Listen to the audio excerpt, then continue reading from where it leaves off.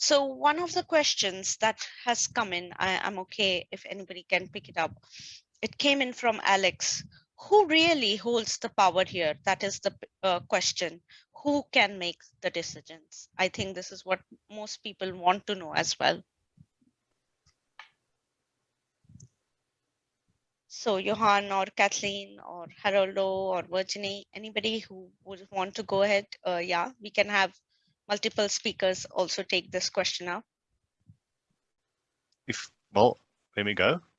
Yeah, sure. I think so. Who holds the power? I assume with this technology.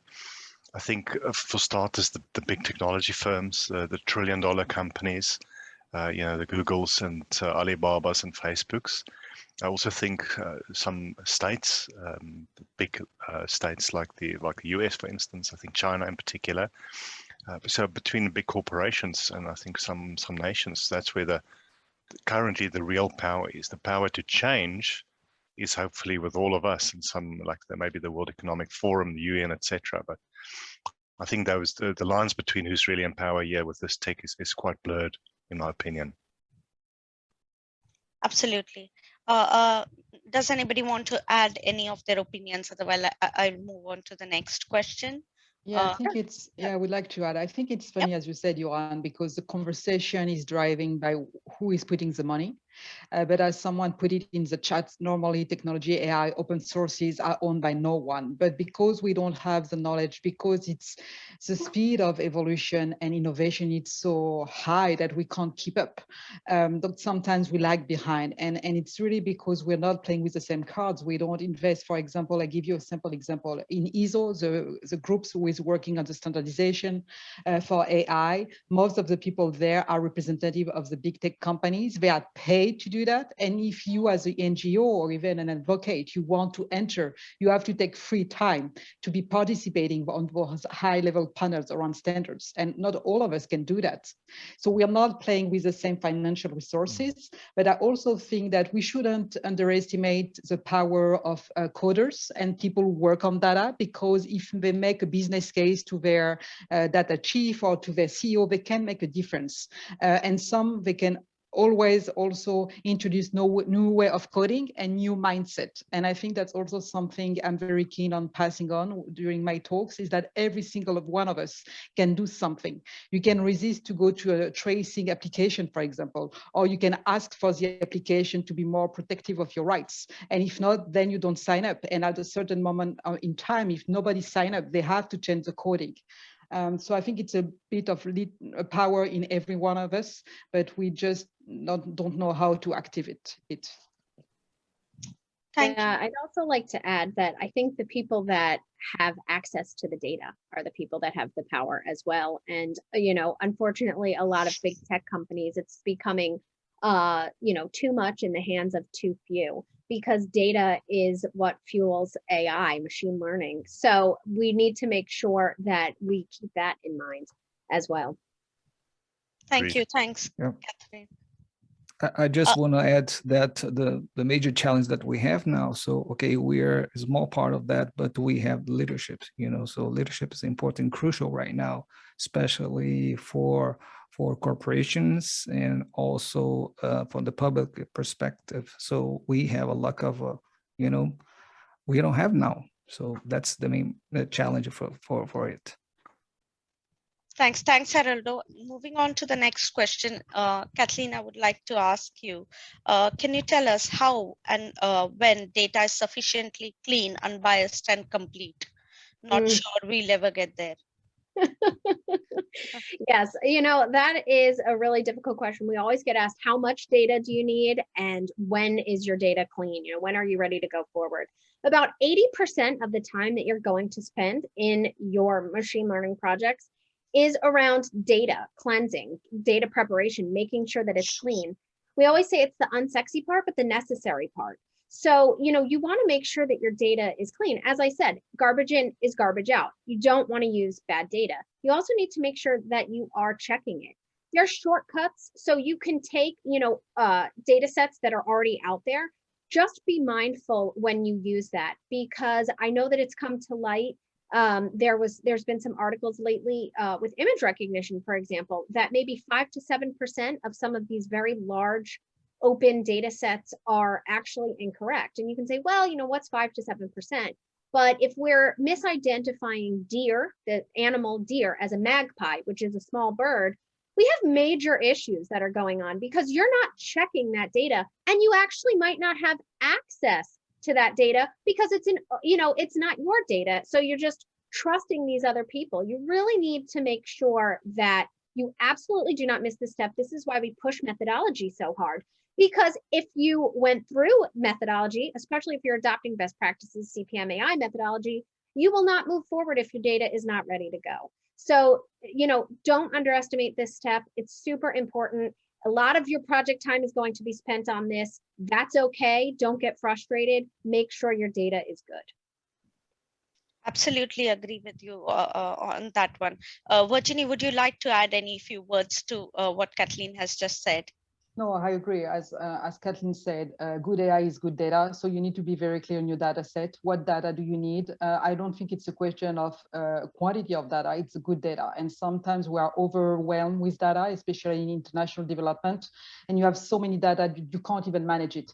So try sometimes to be selective. It's an iterative process. So each time you're going to review it, recode the algorithm, and really be vigilant in doing that.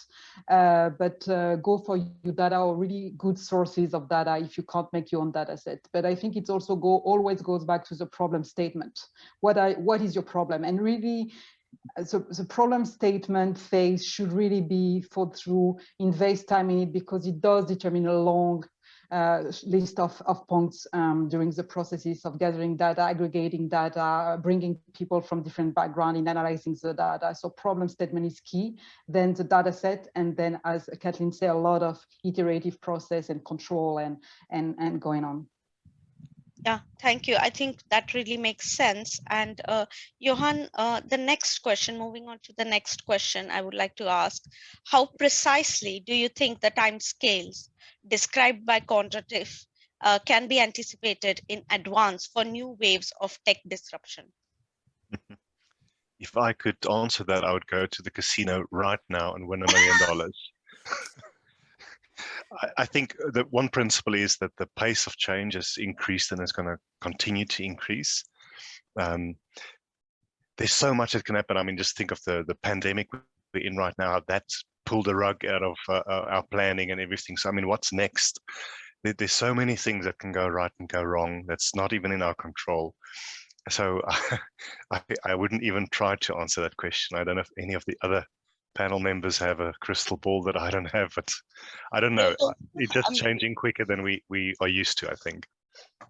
I think Haroldo, would you like to add anything? And Virginie, after that, probably. Haroldo, yeah.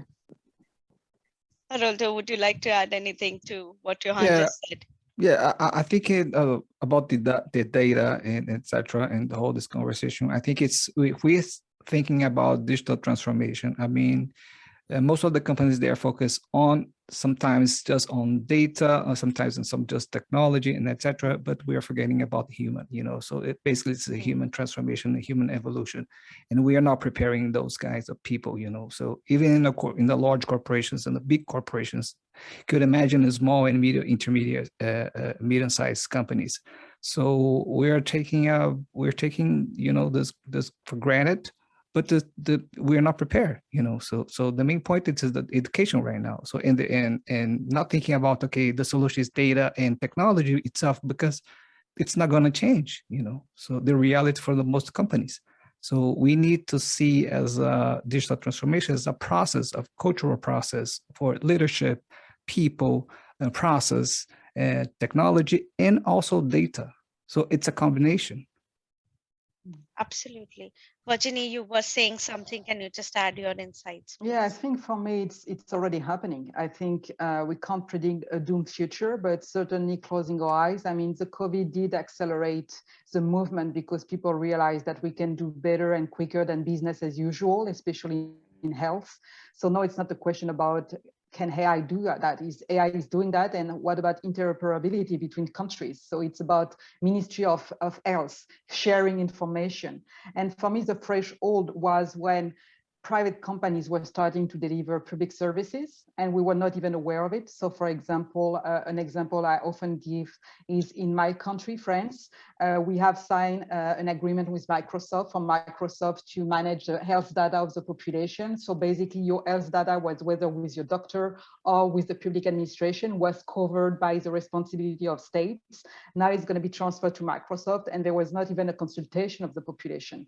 So for me, because there were these thresholds, and we have seen that before in the UK, there were many scandals where DeepMind had 4 or 5 different contracts with the NHS, but all those different parts of the NHS didn't know that they signed a contract with this company. And therefore, at the end, DeepMind had a larger vision of the health situation in UK than even the NHS.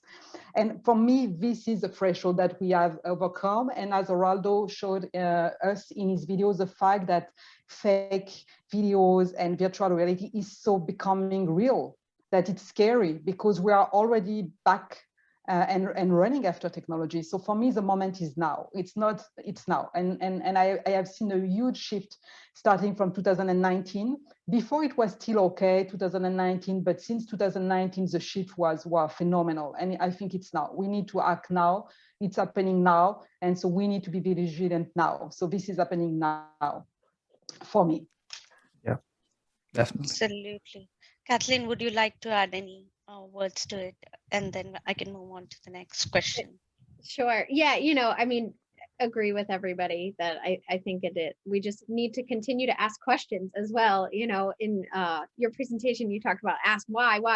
You need to understand what's going on, because I think that when you stop asking questions, you really stop getting that bigger picture, and you don't understand all of the connected parts and really where data is and how data is being shared and accessed, and who has some of your data. At this point, we should assume everybody knows everything about you. Definitely. Moving on to the next question. Charu has the hand up. Charu, would you like to put your video on, or just your audio, and ask your question to the panel? Yes, sure. Thank you so much. That was a wonderful session. Yeah, in this session, I think about 6 months ago, was it October or December, I asked the kind of basic question. I said, why is AI necessary? I think it was a bold question to a very sophisticated audience here. And similarly, I asked the WEF forum, I said, AI is affecting everybody. And yet, I think if you survey, probably 90+% of the world cannot answer the word what AI stands for. Perhaps that's a bit bold, but somewhere around that point. I'm completely on the same page with Virginie's kind of sense of urgency. And I think my question to this panel is, how can that world that is getting so impacted, for example, in COVID, AI escalated and went forward, they said 10 years, right? But the human did not go forward 10 years, exactly what Johan said here, right? We had the rugs pulled under us. So those that are most marginalized and those that are most effective. I think the question is, to me, it's almost like the human is going under. There is a transformation happening. It's a kind of a platform and a systemic transformation happening. And perhaps the human is losing the agency while they are working with a tool that is way more powerful, that individually we can understand, and very much centered, structured with the interests of big business, corporations, big government. And it's a very formidable task to have the human at the center in true actuality. How can the human truly, with those, the coders and those like, Jemnet Gebru and those that stand their ground, like Virginie is saying, each of us has agency.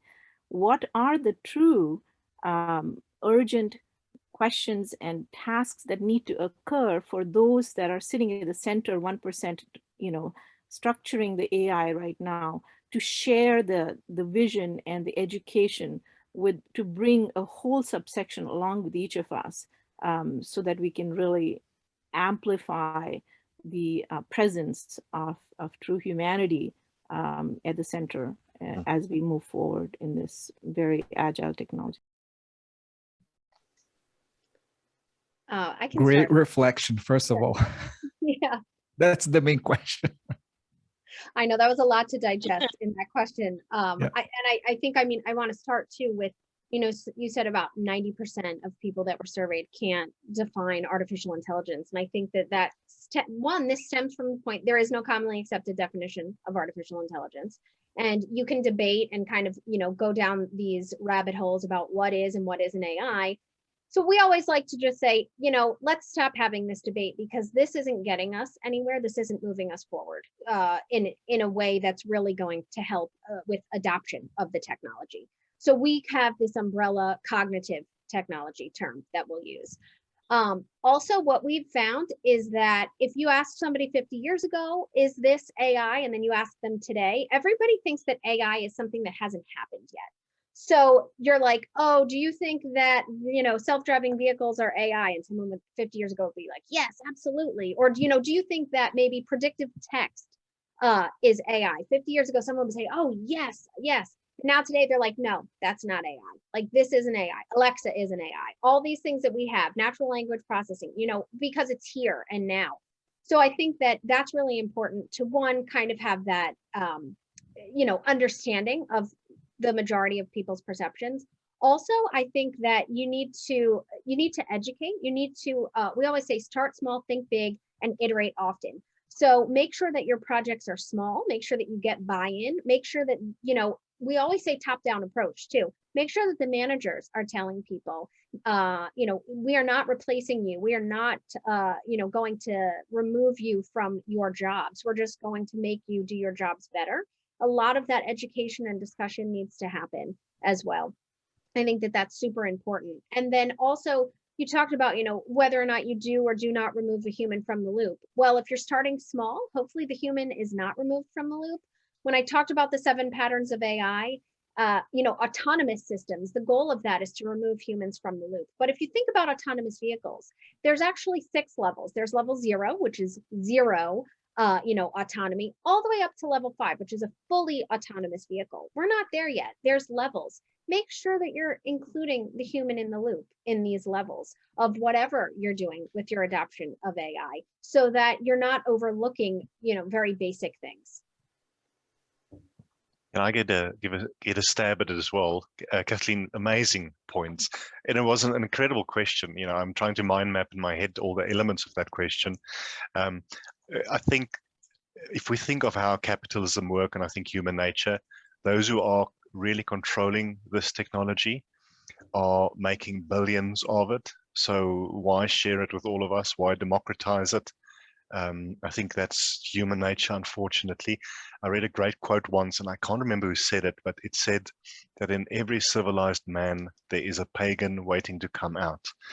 And we see it in natural disasters, how people are raping and pillaging and what's coming out of a lot of human beings. So technology will never change human nature, I think. And I also agree with you, Kathleen, on because when I speak to clients about this technology, the first session is always, let's compare apples with apples. Because you talk about robotic process automation or AI, this throws so many terms around. The simple way for me to understand the smart technology era, very briefly, is 3 points. The first one, does it recognize patterns? Can it make predictions? And can it operate autonomously to some extent? And if it can't do that, then we're not talking about AI. And AI is obviously a massive concept. Okay, can it work on its own? Can it learn? And can it make predictions? That's essentially it. But yeah, human nature and our own selfishness and tribalism, we just dress smarter than 1,000 years ago, but technology is not going to change that, in my opinion.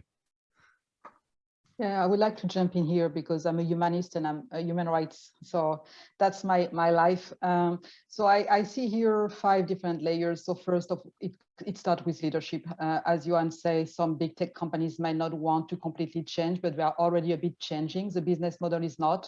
But again, they are trying to champion privacy, champion the fact that they are about transparency. Then maybe it's a cover just for the corporate social responsibility and the branding. But yet we can see that the consumers asking more and more responsibility and accountability is changing the discussion, and also more and more laws, especially we can see with the power of social media in information and in media yeah, maybe trying to reshape how we see them, and not just as pure corporation, but also as people who are interacting into the public field, and therefore more responsibility. So leadership is key.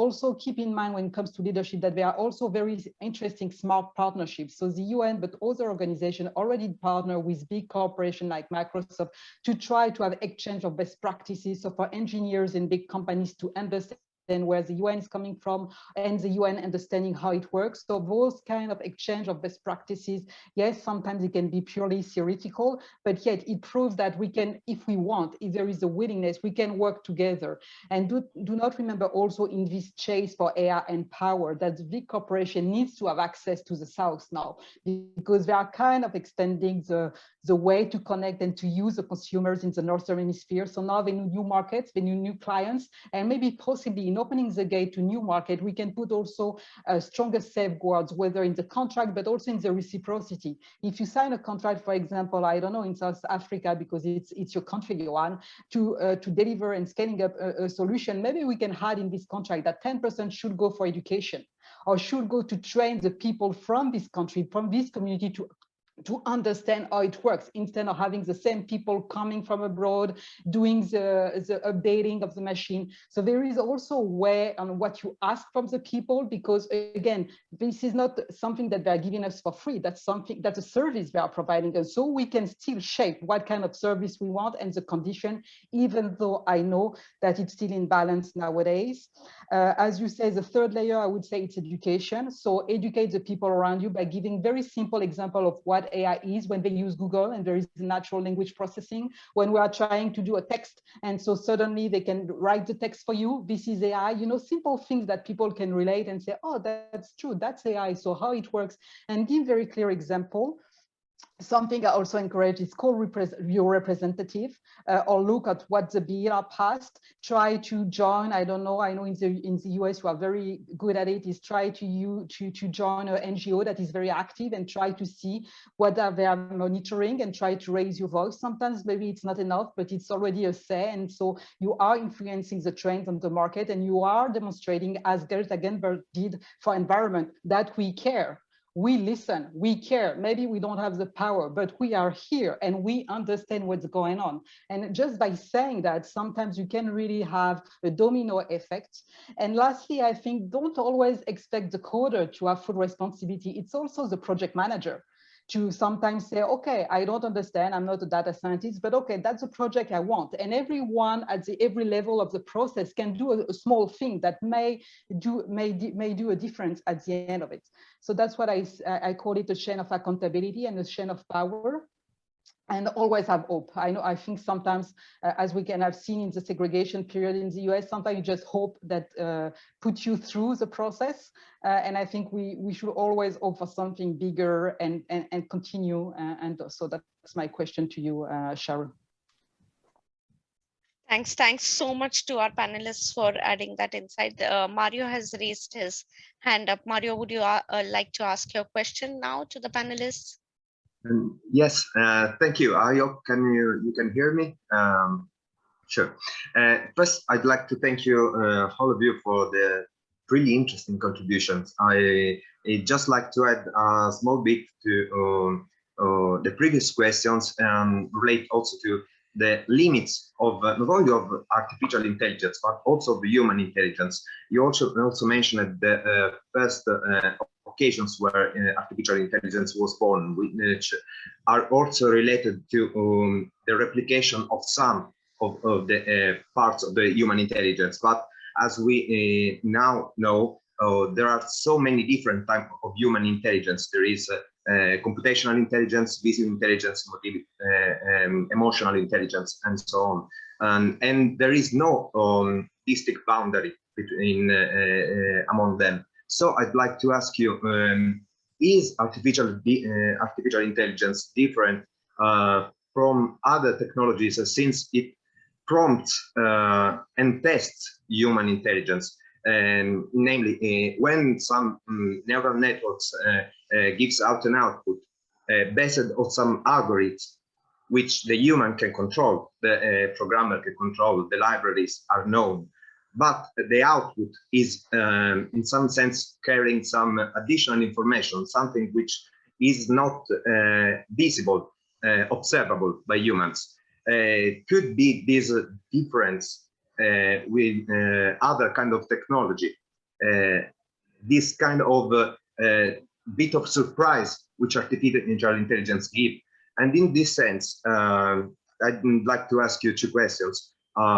Is this a way to enhance human awareness about his boundaries, about the way it reasons? Because when we see something, we do not only have conscious biological mechanisms, we have also a lot of type of soft computing in some sense, which is also part of artificial intelligence. So could be this be a way to get more awareness on human intelligence, and how could be this translated in operational processes, change management, also in business, because it seems to me that one of the greatest difficulties in business is not only the technology, but how to implement a consistent pipeline, how to know what data could be useful, and not only the big data, but this kind of big data for this specific purpose. It's 7 o'clock. Yeah. Yeah, so very briefly, Mario. So yes, Sure. I think AI is, I mean, cognitive science and neuroscience, but especially cognitive science, behaviorism, has been the one really looking at it from an early on perspective, and it did enrich their perception. And that's one of the conclusions, that we are trying always to pretend that we can keep up with the human intelligence. But the more you study it, the more you see it's complex, the way you integrate the data, the way you collect the data. You and me are not grasping the same information at the same time, not the same amount of information. We are not connecting the dots the same way because of a culture, because of a gender, because of a nationality, because of our experience, because of our perception. So all of those things, I think, that's what I call the human factor, and the fact that AI enable us to see how unique we are and how complex we are, and that we can't just, cluster data and make assumption and conclusion based on the fact that you see a computer a certain number of times and then you can predict that it's the computer. It's also for you to remind that AI is just a support again. So you can have predictive analytics, but at the end, the decision should be made by a human. And so you and me, if we have the same scenario, same data set, the same data, the same conclusion, we might take a different conclusion.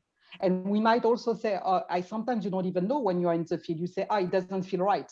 Yes, the data is here. It's like, you should, the GPS is indicating that you should turn left, but you say, no, I'm going to go straight, or I'm going to go right. And that's also what we forget sometimes. We are not bound by what the AI is predicting, but what the AI is telling us. You can still find another way. And that's what we call the human factor. And change management, I think the challenges for AI is first is that you have to go through the breakthroughs and what AI does imply in terms of knowledge from people, even though they don't work in AI, understanding maybe that the job is jeopardized or not, and understand the jargon, the terminology.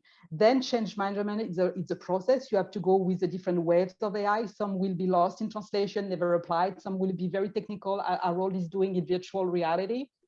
And progressively move with the change and adapt your management, adapt with the tool you have and everything you already did. But really try to reassure people also that they still have control. It's not because we don't understand it completely that we can't control it.